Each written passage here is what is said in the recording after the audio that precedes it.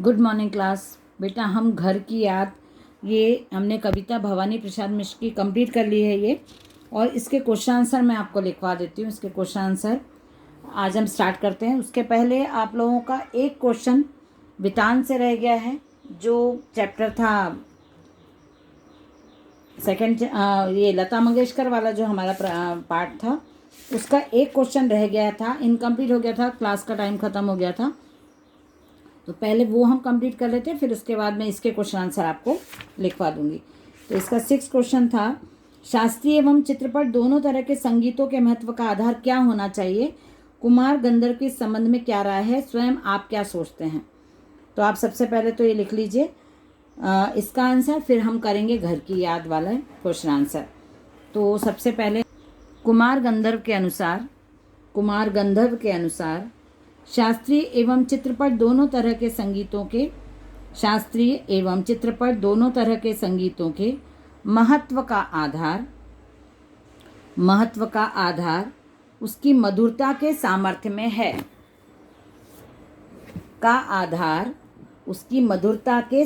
में है। रिपीट कर रही हूँ वन टाइम और।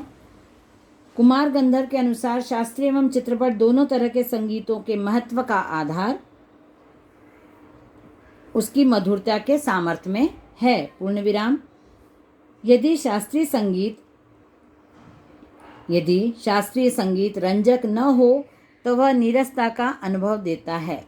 यदि शास्त्रीय संगीत रंजक मतलब जो मन को और आत्मा को प्रसन्न कर दे, या जो आपको सुनने में मधुर लगे, आप जिसको बैठ के, जैसे शास्त्रीय संगीत की जो सभाएं होती हैं, और वो शास्त्रीय मतलब लय और ताल के साथ होता है, तो वो काफ़ी समय, लंबे समय तक चलती हैं। वो जो शास्त्रीय संगीत की क्लासेस रहती हैं और सभाएं रहती हैं, तो आप कम से कम उनको 3 घंटे तक सुनो तो आपको अच्छा लगना चाहिए मन को। तो इसलिए उसको रंजक बोला है यहाँ पे। रंजक शब्द का मीनिंग ये है सॉरी। यदि शास्त्रीय संगीत रंजक न हो तो वह नीरसता का अनुभव देता है।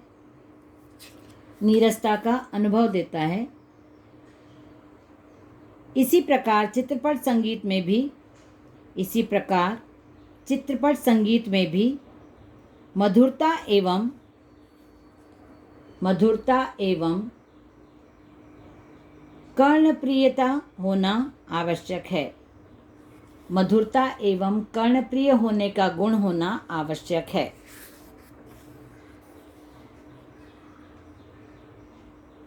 जिससे श्रोता की संगीत के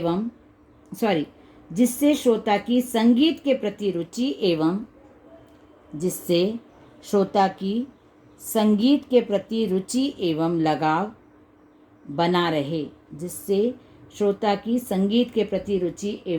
बना रहे। बस ये यहाँ तक कंप्लीट हो गया। जिससे श्रोता की संगीत के प्रति रुचि एवं लगाव बना रहे। ये उनका मानना था कि दोनों तरह के संगीत में रंजकता का होना आवश्यक है। यदि किसी भी प्रकार का संगीत आप सुनते हो और उसमें आपको माधुर्य नहीं है और कानों को अच्छा नहीं लग रहा है, मन आपका प्रसन्न नहीं हो रहा है, मन नहीं लग रहा है ऐसे संगीत को सुनने में, तो वो दोनों तरह के संगीत भी प्रभावशाली नहीं हो सकते हैं। अब हम क्वेश्चन आंसर करेंगे घर की याद के। तो घर की याद का पहला क्वेश्चन है, पानी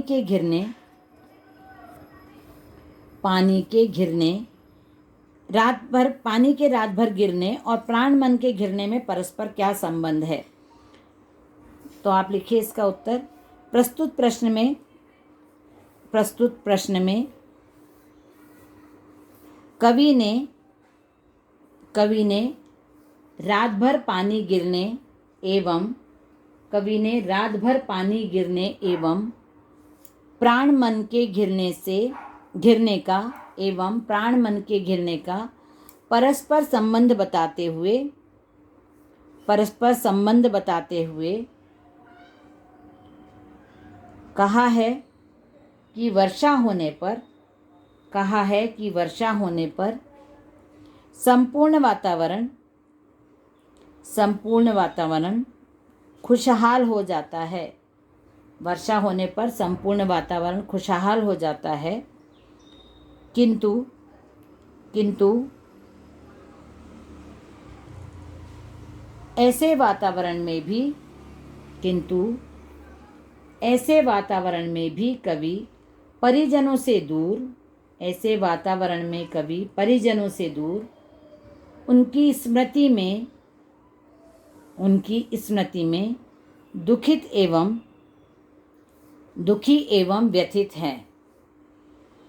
अपने परिजनों से दूर, ऐसे वातावरण में भी कभी अपने परिजनों से दूर उनकी स्मृति में दुखी एवं व्यथित है। जिस प्रकार, पूर्ण विराम लगा के लिखिए, जिस प्रकार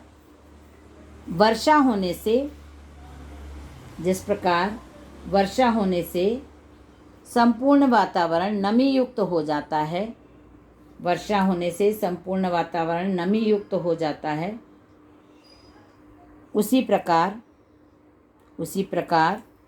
अपने प्रियजनों के वियोग से कवि का हृदय एवं आँखें द्रवित है। ये फर्स्ट क्वेश्चन हो गया। सेकंड क्वेश्चन है, मायके आई बहन के लिए कवि ने घर को परिताप का घर क्यों कहा है? कवि के अनुसार लिखिए, कविता में कवि के अनुसार, कविता घर की याद में कवि के अनुसार भारतीय समाज में मायके के स्थान पे आप पीहर भी लिख सकते हैं, जो आपको सही लगे वर्ड। भारतीय समाज में मायके आई हुई बहन बेटी का स्वागत सत्कार आत्मीयता के साथ किया जाता है। बहनें एवं बेटियां अपने मायके आकर अत्यंत प्रसन्न होती हैं या अपने पीहर आकर अत्यंत प्रसन्न होती हैं। मायके आकर बहन बेटियां अपने मायके आकर अत्यंत प्रसन्न होती हैं। किंतु कवि की बहन जानती है कि उसका एक भाई जेल में है। किंतु कवि की बहन जानती है कि उसका एक भाई जेल में है। अतः वह पीहर आकर भी दुखी रहती है। इसलिए मायके आकर भी बहुत दुखी है। इसलिए कवि ने अपने घर को परिताप का घर कहा है। इसलिए कवि ने अपने घर को परिताप का घर कहा है। तीसरा क्वेश्चन है, पिता के व्यक्तित्व की किन विशेषताओं को उकेरा गया है? एक क्वेश्चन मैं आपको इसमें होमवर्क में देने वाली हूँ और बाकी ये आपको 3 क्वेश्चन कॉपी में करना है। पिता के व्यक्तित्व की किन विशेषताओं को उकेरा गया है? लिखिए, कविता में कवि ने पिता की अनेक विशेषताओं का उल्लेख किया है। कविता में कवि ने पिता की अनेक विशेषताओं का उल्लेख किया है। पिता को शक्तिशाली एवं निडर बताया है। कवि ने पिता को शक्तिशाली एवं निडर बताया है। वे उत्साही एवं स्फूर्तिवान